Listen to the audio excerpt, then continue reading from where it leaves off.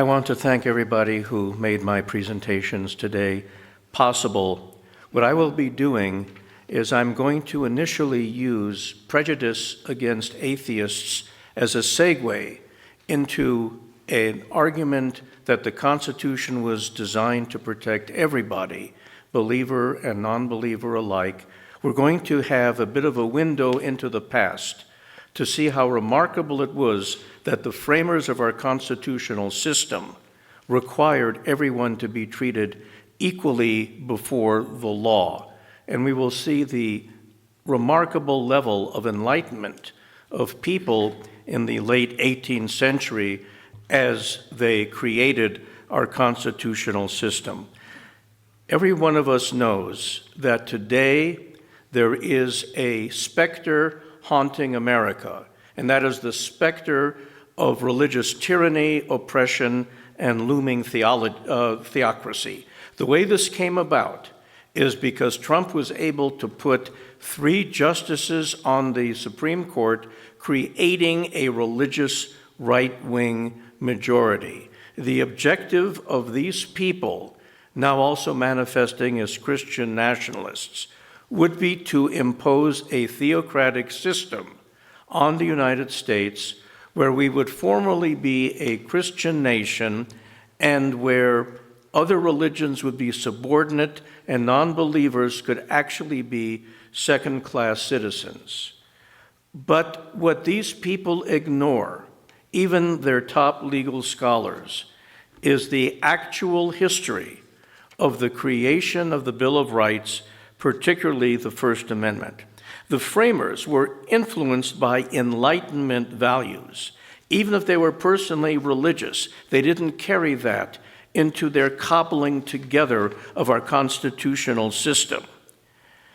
And yet, at the same time, you can see the overarching theme, prior to other considerations, the platform, the foundation of American liberty in the realm of religion to our framers was the rights of conscience of everyone, regardless of what anyone believed.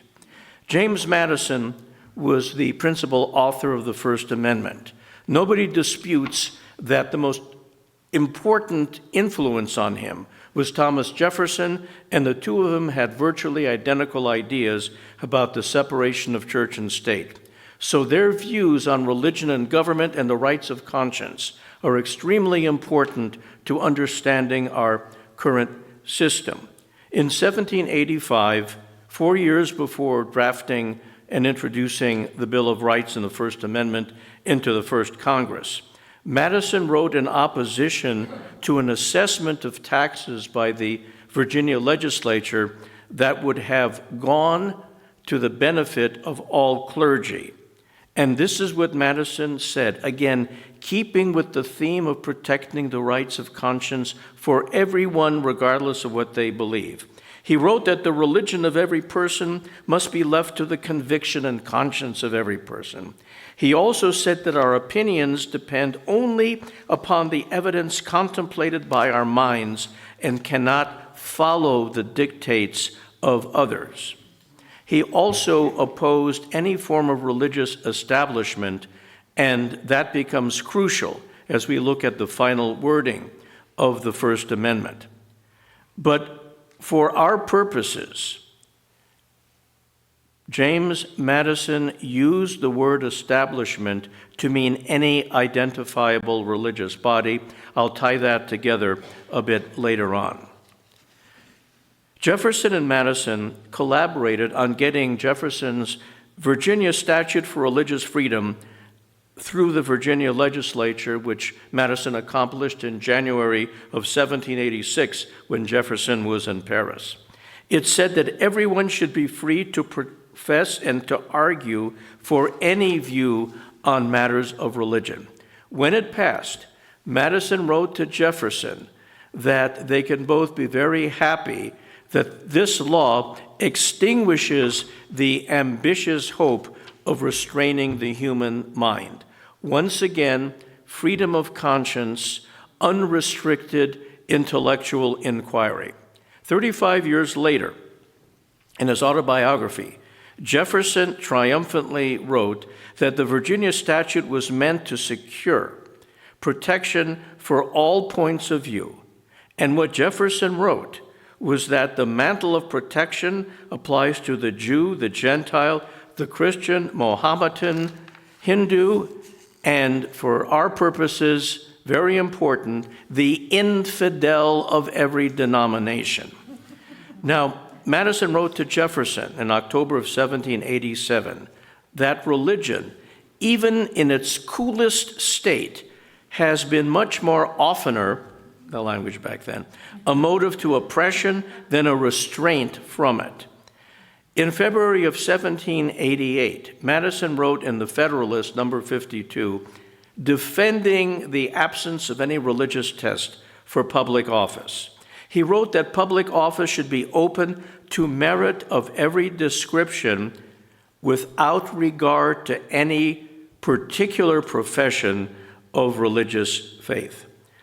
In October of 1788, Madison, the principal architect of the First Amendment, was to become the First Amendment, wrote to Jefferson and said he is very concerned that the ban on a religious test for office will survive because he was afraid that otherwise there would be a discrimination against infidels. Once again, the non-believer being protected not as having greater rights, but equal rights. Madison also was afraid that the general public would narrow the rights of conscience. And this is why the First Amendment and all the Bill of Rights do not depend on any popular majorities. They don't depend on any assent by the general public. They protect the rights of the minority, regardless of what the majority thinks or wants. In fact, the way Madison said it is that we cannot submit the rights of conscience to be substantially narrowed by public definition.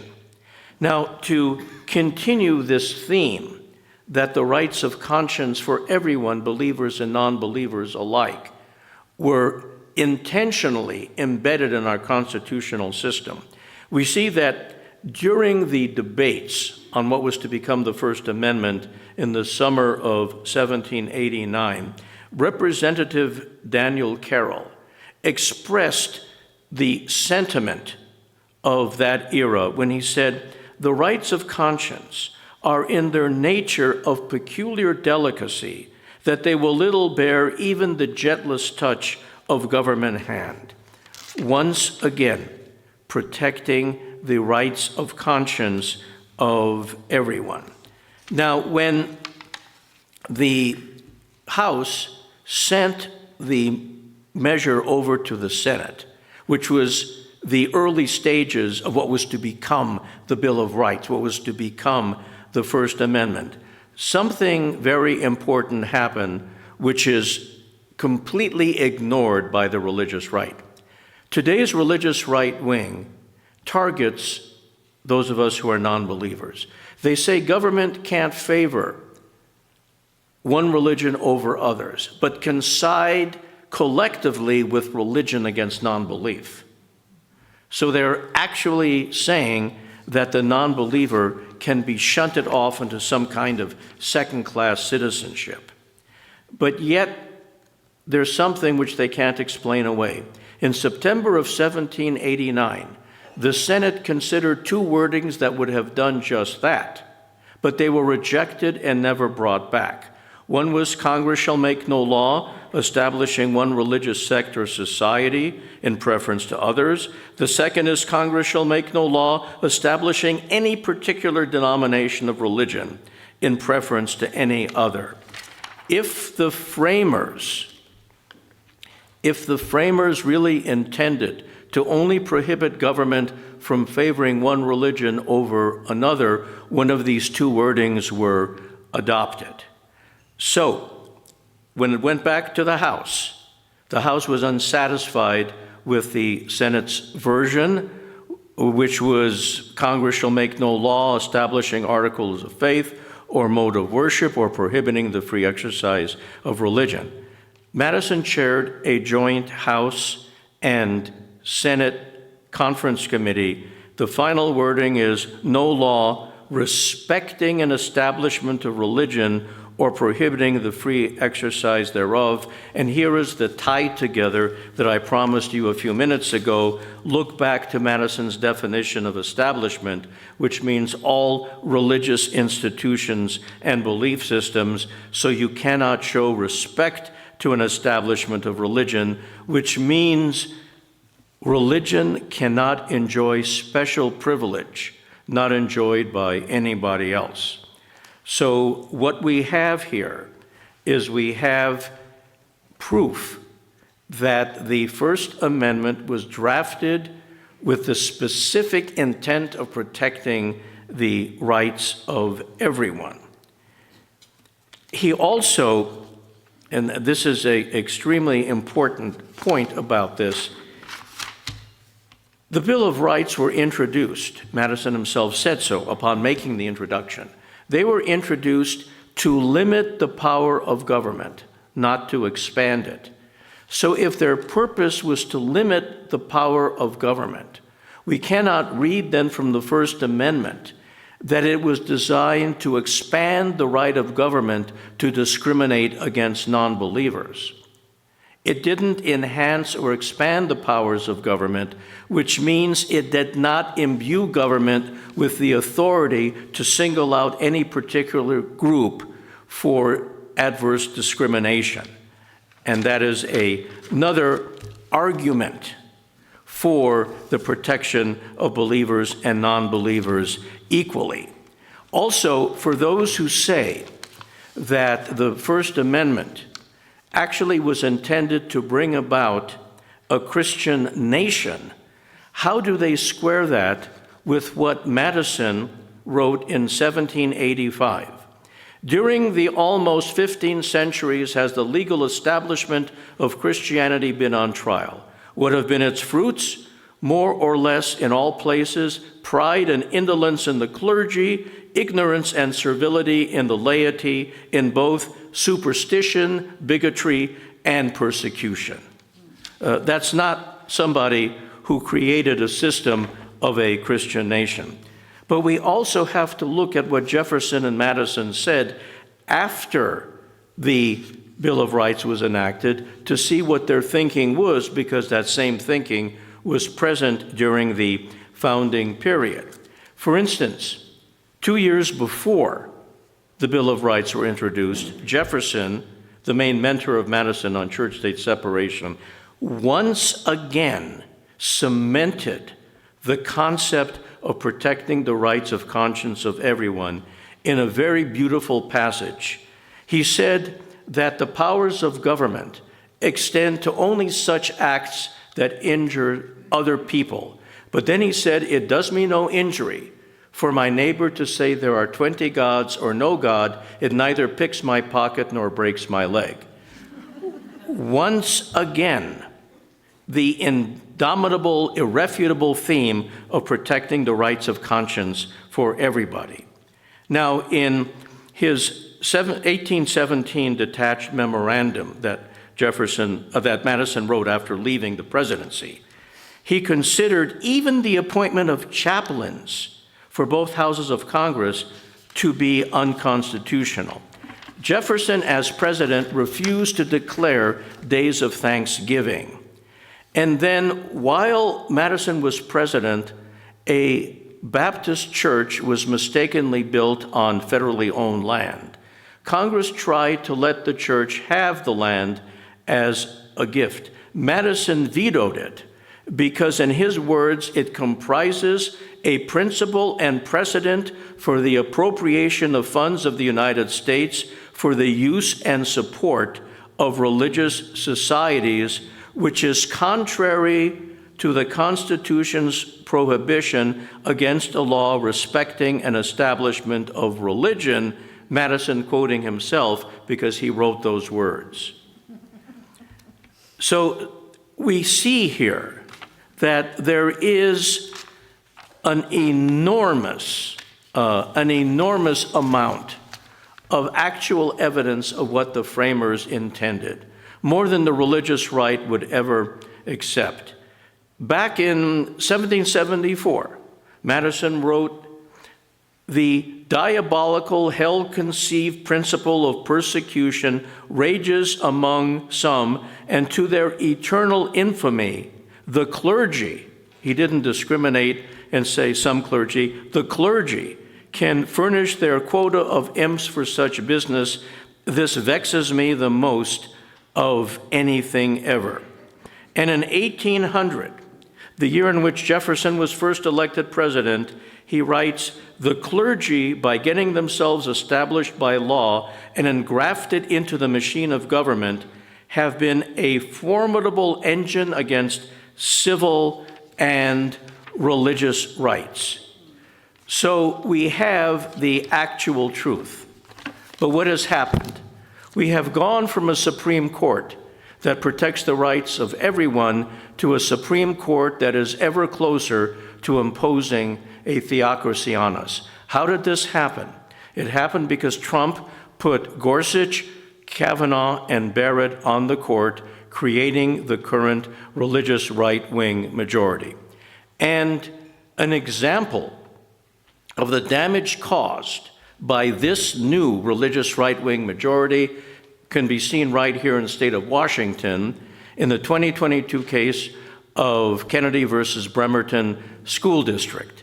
A football coach was, during public school time, during a football game, would invite his team and the other team to have prayer sessions on the football field, inviting the parents to come down from the stands, which they did. The Supreme Court, in upholding what this football coach did, fractured the facts for their own purposes. They said he was only off by himself praying quietly. But that was not what he did. In an unprecedented act, Justice Sotomayor, in dissent, actually put into her opinion photographs of large numbers of people participating in this prayer session. So it absolutely was a dishonest decision by the 6 religious right-wing justices. But they did something which was even more ominous in that case.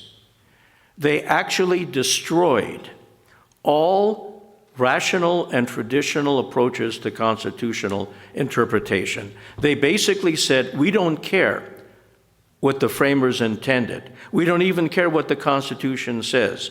For interpreting the No Establishment Clause, we're going to look at historical practices. Well, let's say the historical practices were wrong.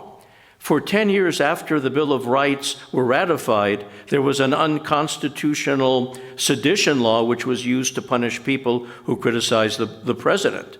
So if we look to historical practices, we can say even though these people made a mistake, it's part of our historical history and legacy, so that's what the Constitution means. There's no justification for this.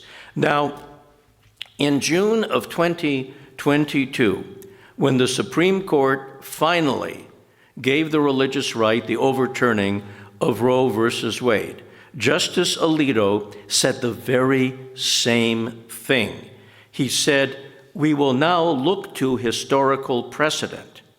So my argument is that even if we use his test, since Roe versus Wade was 50 years old, it is part of historical precedent. Now, even Chief Justice Roberts, who voted to uphold Mississippi's restricting the allowable period from Roe from 24 weeks to 15 weeks, voted against the outright overturning of Roe. What he said was it would be a jolt to the legal system. I think what's really going on here is Chief Justice Roberts is actually afraid that he'll look ridiculous in history presiding over such a brazenly political court. And I think he honestly is concerned about the public image of the court. Now, we hoped after Roe versus Wade was overturned, there would be an outcry that would affect all elections, particularly those dealing with the Supreme Court. It never happened. This is something that never occurred. Since constitutional protection has been removed from abortion rights. There have been deaths, I believe, in Texas and Georgia for women denied the procedure. Also, there have been medical complications for women needing emergency medical services because they were pregnant. In South Carolina, there was a measure which we defeated back because some of its sponsors pulled away once they realized what they were doing, that could have been used to apply the death penalty for women who have abortions. That was then scrapped because some of the sponsors pulled away from it. But think about it this way. If you believe that at fertilization you have a full human being, it's a very short step to say the intentional destruction of that human being is any different from any other form of first-degree murder.